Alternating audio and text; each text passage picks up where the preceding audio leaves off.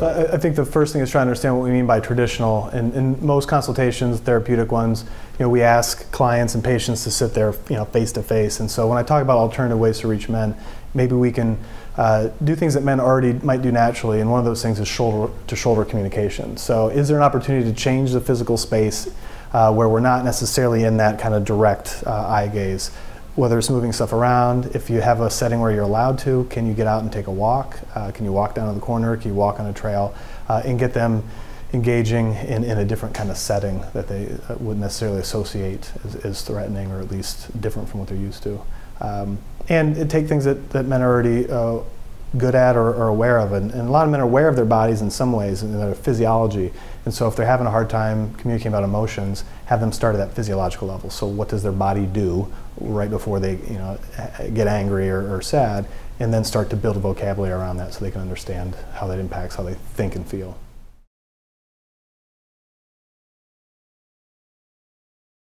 It starts with that initial clinical encounter. So men do tend to seek help at lower rates than women, and so it's important to make that first consultation one that they feel welcome at.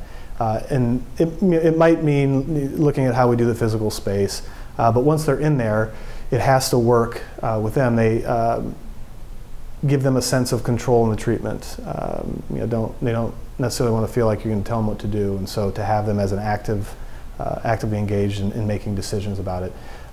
Building on the strengths that they already have in relationships and at work, not expecting them to learn all new skills, but say you can do it really well in this area, and now what we're going to do is transfer that into this other area of your physical or emotional health. So I think it's not always looking at a deficit model and saying about what are men doing right, and then how can we build upon that, and then I think they're more likely to stay engaged and motivated in return.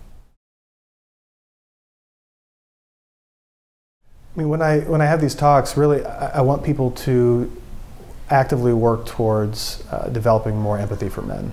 It happens with women too, but we have a lot of stereotypes about what men can and cannot do, or will and will not do. And a lot of them are quite restrictive and constrictive. So when we say that men don't show emotions, or men are stoic, that really doesn't speak to most men. And so I'd like people to take a little bit more time to understand some of those social pressures that men might be under, and then try to develop ways to engage them where you might not assume that certain stereotypes are true about them.